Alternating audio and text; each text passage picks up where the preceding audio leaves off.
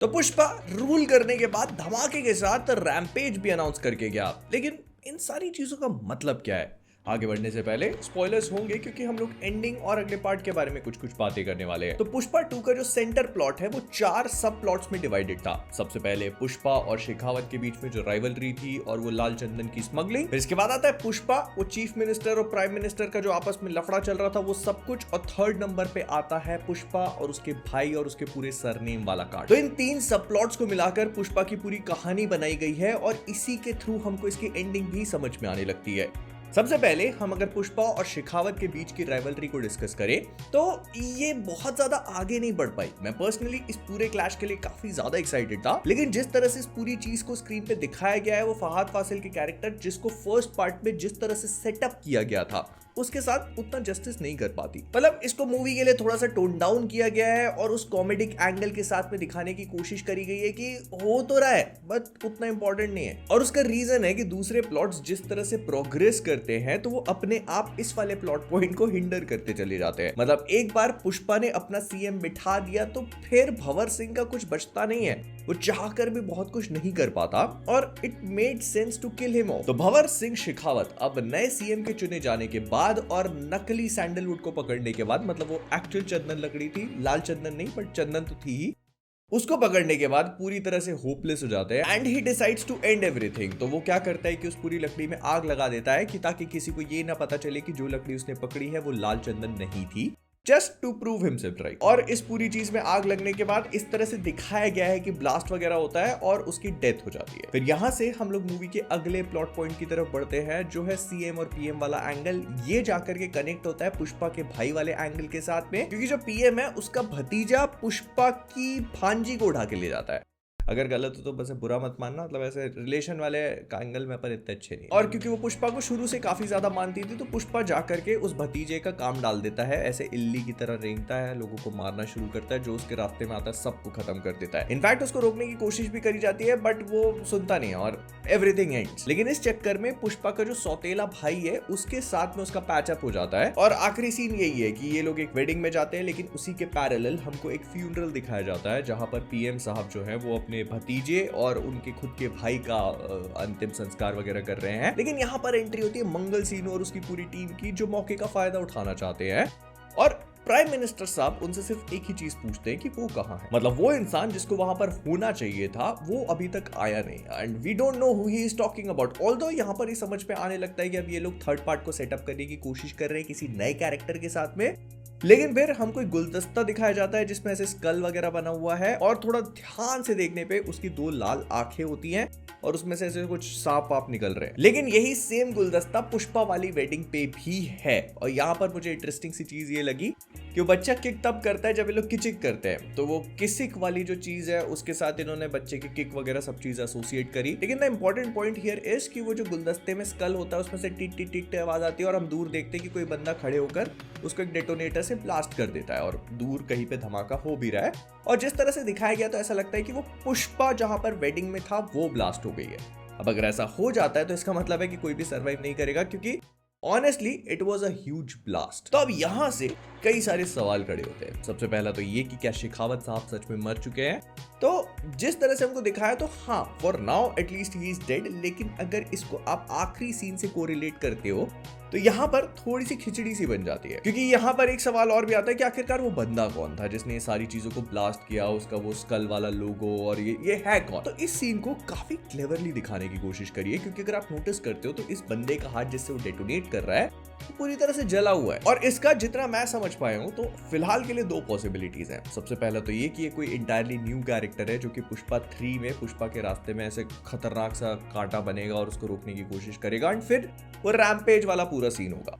लेकिन दूसरी पॉसिबिलिटी ये है कि डायरेक्टर साहब ने सोचा कि अगर फहाद फासिल का कैरेक्टर किसी भी तरह से, क्योंकि उसका कैरेक्टर आर्क अब खत्म हो चुका है, वो पुलिस वाला बन के कुछ नहीं कर सकता था, तो इस वजह से अब उसने दूसरा रास्ता अपनाया है और डायरेक्टर साहब ने जानबूझकर हमको जला हुआ हाथ दिखाया। बिकॉज ऐसा हो सकता है कि वो खुद भी इस चीज को डिसाइड ना कर पाए हो कि ये लोग नया कैरेक्टर लेना चाहते हैं या फहाद फासिल के कैरेक्टर को रिटर्न कराना चाहते हैं। तो उन्होंने एक छोटी सी चीज छोड़ दी कि इसका हाथ जला हुआ है। अब अगर फहाद फासिल के कैरेक्टर को रिटर्न कराना होगा तो बता देंगे कि ये भाई शेखावत ही थे जो एक नए रोल नए रूप में आ चुके हैं पुष्पा का गेम बजाने के लिए। लेकिन एट द सेम टाइम अगर अगर इनको कोई नए एक्टर या नए कैरेक्टर को लेके आना होगा तो वो काम ये बहुत ही आसानी से कर सकते हैं, बिकॉज उन्होंने और कुछ भी नहीं दिखाया। उसका सिर जो कि टकला था वो भी हाइड कर लिया। तो अगर मुझे डिसाइड करना, वैसे तो करना नहीं है, लेकिन अगर मुझे डिसाइड ही करना होता तो मैं एक इंटायरली न्यू कैरेक्टर लेके आता जिसको हम लोग स्क्रैच से चालू करते हैं, ना कि फहद फासिल का कैरेक्टर जिसको हम लोग ऑलरेडी देख चुके हैं। उसका एक टेम्पलेट हमारे दिमाग में बन चुका है कि ये बंदा इस तरह से एक्ट करेगा। तो इसी वजह से एक नए कैरेक्टर को लेके आया जाए जो कि अल्लू अर्जुन के बैटमैन के लिए अपना खुद का जोकर निकाले। बट अगर इसके लुक पे बात करी जाए तो अभी से एक बहुत ही क्लियर पैरेलल दिखाई दे रहा है। एक लोगो, एक ब्रांड, एक वो पूरी चीज जिसके बारे में पुष्पा शुरू से बात करता आ रहा था, वैसे करके पीठ पे मारकर अपना छापा छोड़ देता है। तो this guy has already done it. मतलब इस कल इमोजी अपने हाथ, पैर, सिर, पीठ हर कहीं पे लेके घूम रहा है और मौत के घाट उतारने का काम है इसका लोगों को। लेकिन अब सवाल ये भी आता है कि आखिरकार ये होगा कौन, मतलब ये कौन से एक्टर हैं जो इसको पोर्ट्रे कर सकते हैं। तो आज से कई सालों पहले की बात है, विजय देवरकोंडा ने एक पोस्ट डाली थी जिसमें वो सुकुमार को कांग्रेचुलेट कर रहे थे। पार्ट 1 राइस, पार्ट 2 रूल और part 3 rampage. This is what he wrote in 2022। और उनका ये वाला पोस्ट अब बहुत ज्यादा वायरल होने लगा है बिकॉज पीपल स्टार्टेड स्पेक्युलेटिंग कि अच्छा विजय देवरकोंडा इसमें विलन बन के आएंगे, मतलब अगले पार्ट में, क्योंकि उन्होंने खुद ही अनाउंस कर दिया।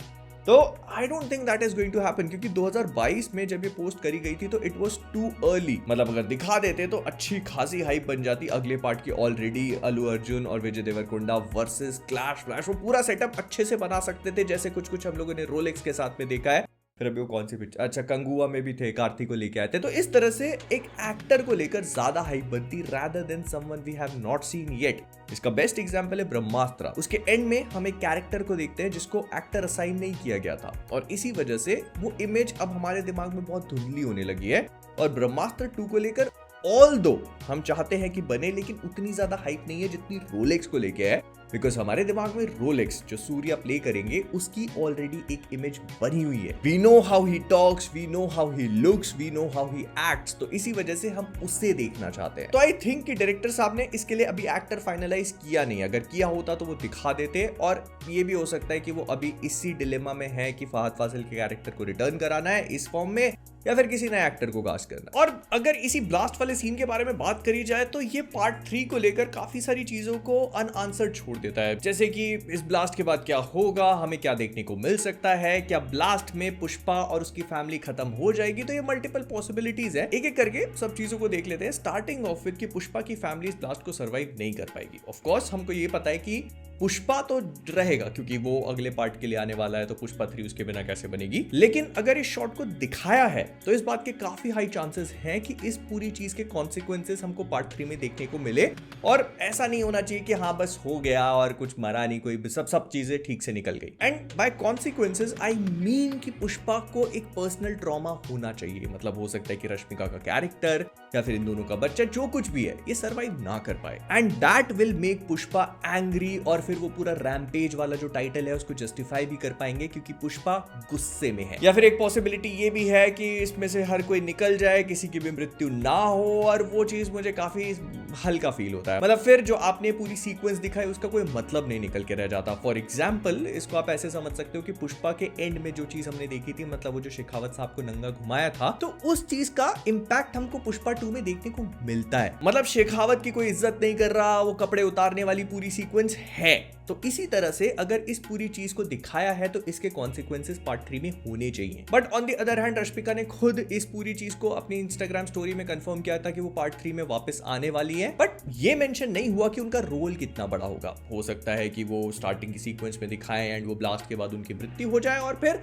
आगे पुष्पा की कहानी बढ़े, which I will admit also feels like वो वाली सीक्वेंस जो पुष्पा की ग्लिम्स हमको दिखाई गई थी कि वेयर इज पुष्पा, पुष्पा जंगलों में फिर रहा है, हर कोई पुष्पा को ढूंढने की कोशिश कर रहा है। तो वो पार्ट 2 की ना होकर पार्ट 3 की बन सकती है if you try to make sense of it, क्योंकि पार्ट 2 में हमें ऐसा कुछ भी नहीं दिखाया गया कि कोई पुष्पा को ढूंढने की कोशिश कर रहा हो। ऑल्दो उसकी कुछ सीक्वेंसेस को मूवी में मॉडिफाई करके इस्तेमाल किया गया। जब पुष्पा वो न्यूज रिपोर्टर के वहां जाकर इंटरव्यू देने लगता है और वो रप्पा रप्पा वाली चीज बोलता है, तो वो चीज हमको स्क्रीन पे उसी पीओवी से दिखाई जाती है, उन्हीं शॉट्स में जो हम लोगों ने ग्लिम्स में देखे थे। बट या if you try to think about it, तो पार्ट 3 एक ऐसी चीज बन सकती है जहां पर हर कोई स्टार्टिंग से पुष्पा को ढूंढने की कोशिश करेगा and everyone will think that he died in that blast but actually he survived. But हाँ, थोड़ा पर्सनल लॉस, ट्रॉमा तो देखने को मिलना चाहिए, क्योंकि जैसा मैं हमेशा कहता हूं, जहां सामने वाले की स्ट्रगल शुरू होती है वहां से अपना मजा भी। Now speaking on the name, because इसके आखिरी में अनाउंस कर दिया जाता है कि पुष्पा 3 का नाम होगा द रैम्पेज, और इससे कुछ चीजें समझ में आती है। जैसे इन लोगों ने रूल रखा था, तो रूल पे